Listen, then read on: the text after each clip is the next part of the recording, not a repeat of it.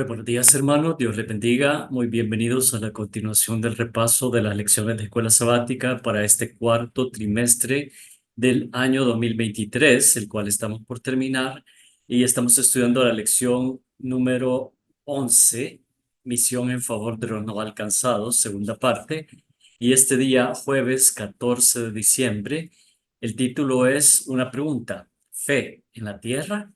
Y ese es lo que estaremos estudiando este día. Y antes, como siempre, hermanos, antes de iniciar el estudio de la palabra de Dios, les invito a que reverentemente y donde nos encontremos, inclinemos el rostro para orar. Oremos.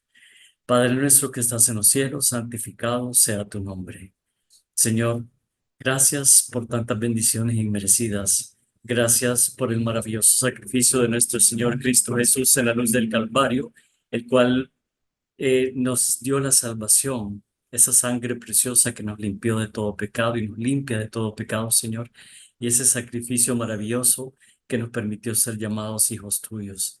Señor, te rogamos que tu Espíritu Santo se quede con nosotros en el estudio de esta mañana para encontrar las verdades maravillosas que están en tu palabra, pero no solo encontrarlas, sino ponerlas en práctica en nuestra vida. Todo esto te lo rogamos en el dulce nombre de Cristo Jesús. Amén. Bien, hermanos, nuevamente la pregunta: ¿fe en la tierra? Y la verdad es que esta pregunta la encontramos al final de una de las parábolas en el capítulo 18, en el cual hay precisamente dos instancias bueno, hay varias. Realmente al final del repaso de este día vamos a regresar al libro de Lucas, al capítulo 17, para ver ahí uno de los puntos cruciales acerca de si el Señor va a hallar fe en la tierra. Y lo más importante, hermanos, es si va a hallar fe dentro de su pueblo remanente. Y eso es lo más crítico, tal vez, en el estudio de este día. La lección nos ha mandado a estudiar, a leer varios versículos.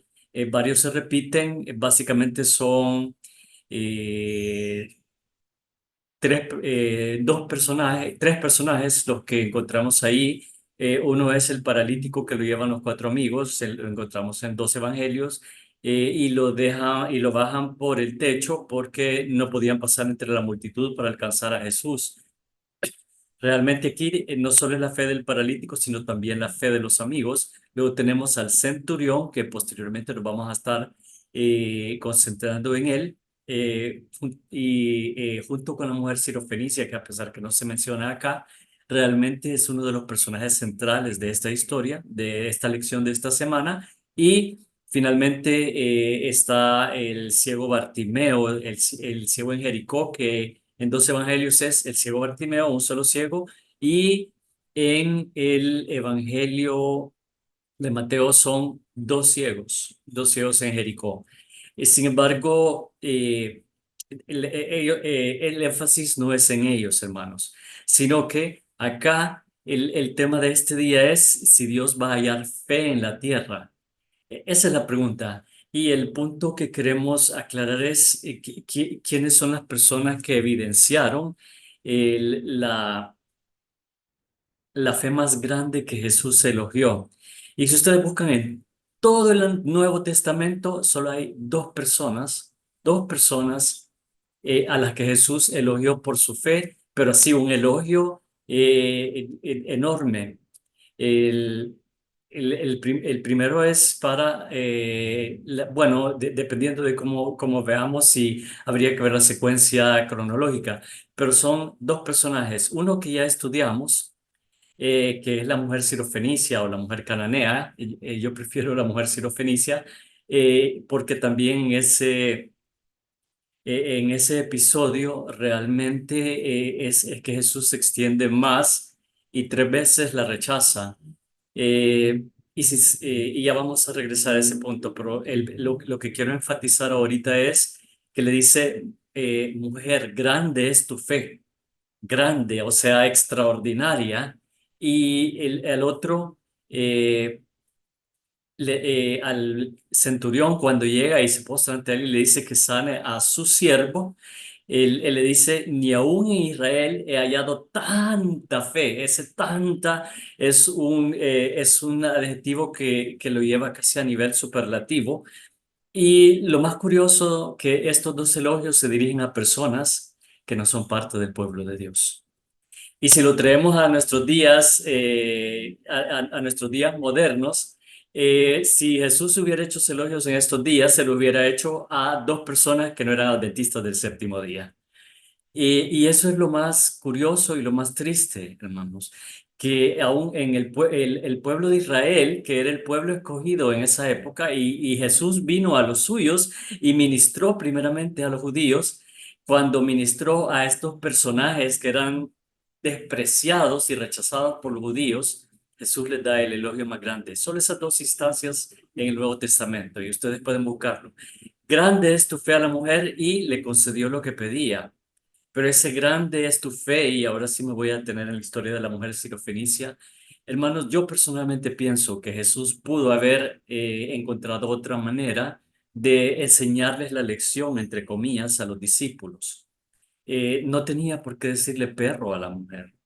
Y de hecho, si volviendo nuevamente a nuestros días modernos, si la mujer, hermanos, hubiera reaccionado como reaccionaríamos nosotros los adventistas del séptimo día, y por eso es que en nuestras iglesias hay una tremenda falta de unidad, hermanos, porque no estamos dispuestos a ser humildes, no estamos dispuestos a bajar la cabeza y a reconocer que nos hemos equivocado, sino que realmente vamos, como decimos en buen salvadoreño, con los tacos por delante, hermanos. Y si la mujer sirofenicia hubiera sido adventista del séptimo día, posiblemente cuando Jesús le dijo perro, le hubiera dicho, bueno, ¿y por qué me estás diciendo perro? Tú ni conoces mi vida, no sabes cómo he vivido hasta este momento, y la verdad es que si estoy por aquí es porque quiero pedir un favor y no es ni siquiera para mí, sino para mí. Bueno, la mujer le pudo haber reclamado, hermanos, pero tanto el centurión como la mujer sirofenicia exhibieron tres características de, de alguien con verdadera fe. La primera característica es que ambos se sentían indignos, indignos como personas. La mujer sirofenicia realmente era la que llegaba con esa carga más grande. Primero, era una mujer en una sociedad donde la mujer tenía un estatus casi igual al de los esclavos. Primero era mujer, era una mujer pagana. Segundo, segundo era precisamente de una nación pagana, más razón para que los judíos la despreciaran.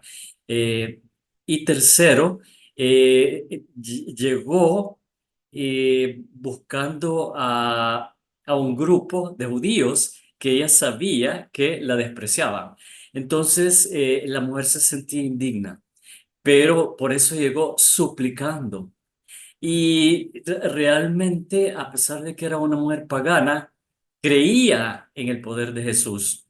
Por eso llegó a buscarlo. Esa es la segunda característica. El centurión también creía y estaba seguro que Jesús podía sanar a su siervo, y por eso lo llegó a buscar. Primero, se sentían indignos, y el centurión, siendo incluso un ciudadano romano y un alto jerarca dentro del ejército romano, porque era un centurión, y muy probablemente una persona con mucho dinero, llegó y le dijo, Señor, no soy digno de que entre bajo mi techo. Solo da la orden y mi siervo sanará. Y, o sea, se sentían indignos, creían en el poder de Dios y exhibían realmente, tenían esa fe en que podían recibir lo que estaban solicitando. Entonces, la mujer sirofenicia, hermanos, aún después de todos los insultos que recibió y el desprecio, incluso viniendo del maestro, yo personalmente pienso que el Señor pudo haber encontrado otra manera de darle esa lección que quería darles a sus discípulos, y no tener que insultar a la mujer, a pesar de que por mucho que se diga y que cuenten y que hagan y que mencionen y que en el deseo de toda la gente dice que lo hizo con mucha compasión, al final el punto es que le dijo perro. Y la mujer lo que hizo fue humillarse más, Primero, y el tercer punto es que ambos estaban pidiendo algo no para ellos, sino para alguien más. La mujer estaba pidiendo para su hija, que en el fondo era para ella, pero era para su hija, no era para ella directamente. Y el centurión lo estaba pidiendo para su siervo. Así que se sentían indignos, creían en el poder de Dios y tenían fe de que Él podía darle, concederles lo que ellos estaban pidiendo, y tercero, lo estaban pidiendo para alguien más. Y realmente esos eran tres atributos que realmente evidenciaban la fe que fue elogiada por Jesús. Y la mujer, después del tercer insulto, le dice, no está bien quitarle la comida a los hijos y echarle a los perrillos. La mujer no actuó como hubiéramos actuado un adventista del séptimo día y reclamarle a Jesús, sino que bajó la cabeza y le dijo, sí, Señor, pero aún los perrillos comen de las migajas que caen debajo de la mesa de sus amos. La mujer estaba diciendo, sí, yo reconozco que no soy digna, pero por favor ayúdame. Y realmente, hermanos, esa es una lección tan extraordinaria para nosotros en esta época, donde no estamos dispuestos a ceder ni un palmo, no estamos dispuestos a dejar que nadie nos pase encima, no estamos dispuestos a perdonar. Y realmente ahí nos está llamando. Y Jesús nos pregunta, ¿hallará fe en la tierra?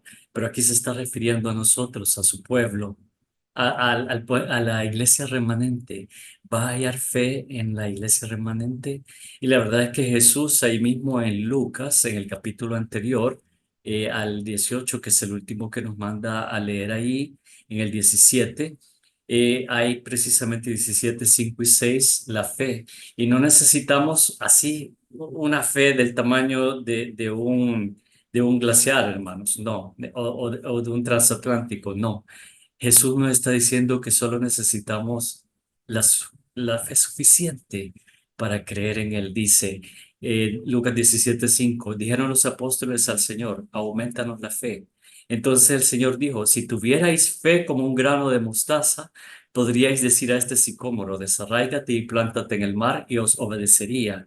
Eso es lo que necesitamos, fe como un grano de mostaza. Y esa la tenían la mujer sirofenicia y el centurión romano. Y ambos se consideraron indignos. Ambos creían en Jesús y ambos estaban pidiendo algo que no era para ellos. Y ambos recibieron lo que pidieron. Y la mujer incluso se acerca a él y podríamos decir, sí, no eran parte del pueblo de Dios, pero conocían a Jesús como el Mesías, a diferencia de su pueblo, que no le reconoció. La mujer incluso iba llamándolo con un título mesiánico, Señor, Hijo de David. Ella sabía a quién se estaba dirigiendo y sabía que él tenía el poder para concederle su petición. Entonces, hermanos, acá, siempre en Lucas, a continuación de la fe como el grano de mostaza, Jesús dice, da una historia que es para llamar la atención de cada uno de nosotros. Dice, ¿quién de vosotros, teniendo un siervo que ara o apacienta ganado al volver del campo, luego le dice, pasa y siéntate a la mesa? ¿No le dice más bien, prepárame la cena, cíñete y sírveme hasta que haya comido y bebido, y después de esto come y bebe tú? ¿Acaso da gracias al siervo porque hizo lo que se le había mandado? Pienso que no. Y aquí Jesús está hablando. Así también vosotros, cuando hayáis hecho todo lo que os ha sido ordenado, decid, siervos inútiles somos, pues lo que debíamos hacer, hicimos. Hermanos, ni siquiera estamos haciendo lo que debemos hacer, porque no estamos cumpliendo la misión de Dios. Acá en nuestro caso podríamos decir que la misión de Dios no ha sido nuestra misión y a partir de ahora debe convertirse en nuestra misión. Y hermanos, eh, debemos de tomar en cuenta, primero, que no somos dignos, somos siervos inútiles. Segundo, debemos creer en el poder de Jesús como un grano de mostaza, creer en ese poder maravilloso. Y tres, eh, enfocarnos en los demás y olvidarnos un momento de nosotros. Y tener esa verdadera humildad de reconocer que no somos dignos y aprender a perdonar incluso a nuestros enemigos, a todo el que nos haya hecho daño, a aquel realmente para tener la fe de Jesús tenemos que aprender a amar como Jesús amó. Y examinemos nuestras vidas. Si hay personas en la iglesia, y empecemos por la iglesia, con las que no nos llevamos porque nos han hecho algo, y aunque no sean de nuestra propia iglesia, pero estamos resentidos porque nos hicieron algo, y se nota ese resentimiento porque no vemos la paz en nuestro rostro, no la transmitimos, las personas no pueden ver que tenemos esa verdadera paz en nuestro corazón, realmente no tenemos la fe de Jesús. Y aquí la pregunta es para nosotros, cuando venga Jesús, ¿hallará fe en la tierra? Y la pregunta es, ¿hallará fe en su pueblo? Y tenemos que empezar a dar los pasos para realmente llegar a tener esa fe como un grano de mostaza.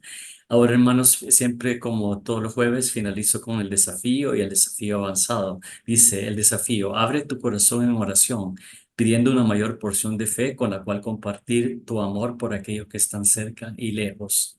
Y el desafío avanzado, ¿cómo llegaste a conocer a Jesús y el precioso mensaje de los tres ángeles? Enumera tres bendiciones espirituales que hayas experimentado de Jesús en tu vida personal.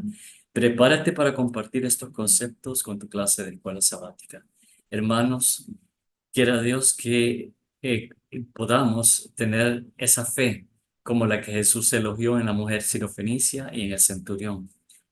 Fe cual ni siquiera había encontrado en Israel, pero que ahora sí la encuentren en cada uno de nosotros. Que Dios les bendiga grandemente.